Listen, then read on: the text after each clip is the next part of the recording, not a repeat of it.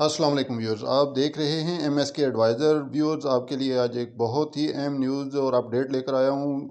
خصوصی جو federal government کے امپلائی ہیں ان کے لیے بہت ہی اچھی خبر ہے کہ پرائم منسٹر نے جو ہے وہ آخر کار نوٹیفیکیشن جو ہے وہ سائن کر دیا ہے۔ اس کے بارے میں مکمل اپڈیٹ آپ کو رحمان باجوہ صاحب کی زبانی بھی ہم سنائیں گے اور آپ کو دکھا رہے ہیں۔ یہ نوٹیفیکیشن آپ کو سکرین پر شو ہو رہا ہے۔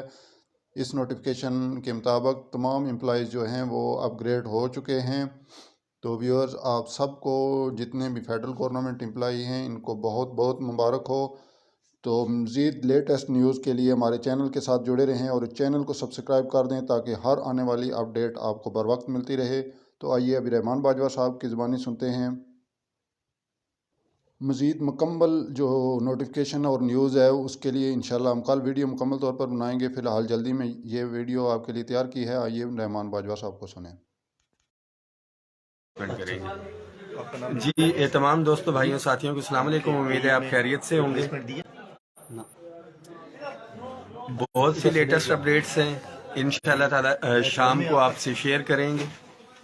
فی الوقت اتنا ہی کہ مصدقہ اطلاعات کے مطابق جو اپگریڈیشن کی سمری تھی وہ پرائم منسٹر نے اپروو کر دی ہے۔ اس کے ساتھ ساتھ کل بھی ذکر کیا تھا میں نے کہ ایگزیکٹو الاؤنس جو ہے جو فیڈرل سیکریٹریٹ کے آفیسرز کو دیا گیا تھا،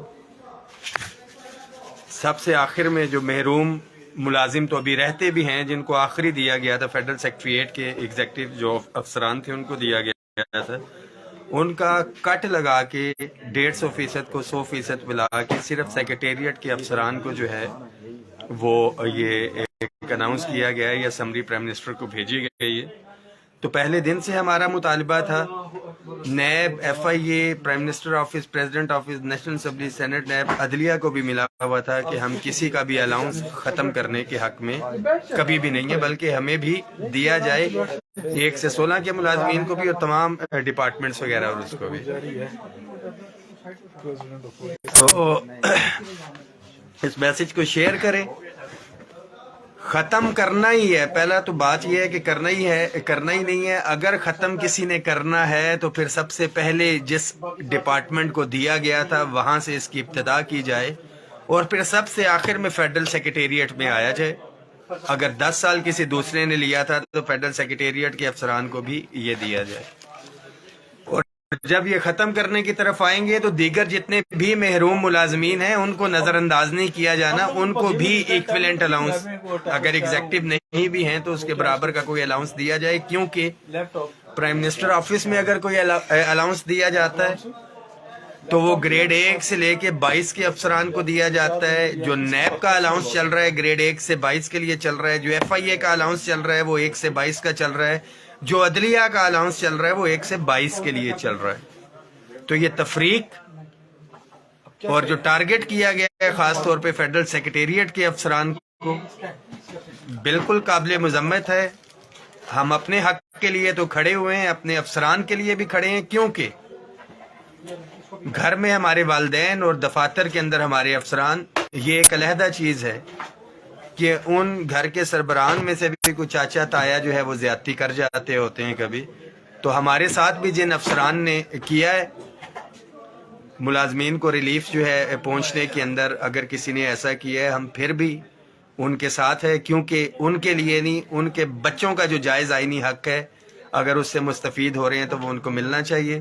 ملازمین کے لیے یہ میسج ہے کہ اتفاق اتحاد کا مظاہرہ کرنا ہے۔ لیٹسٹ جو بھی اپڈیٹس ہیں، آج اسحاق ڈار صاحب کو او ایم جی کے افسران اور جو دیگر افسران تھے جن کو 150% ایگزیکٹو الاؤنس ملا تھا جو کم کیا گیا، آج انہوں نے روکا بھی، بات بھی ہوئی اور میسج دیا اسحاق ڈار صاحب نے ان کو کہ آپ سے جو ہوتا ہے وہ کر لیں۔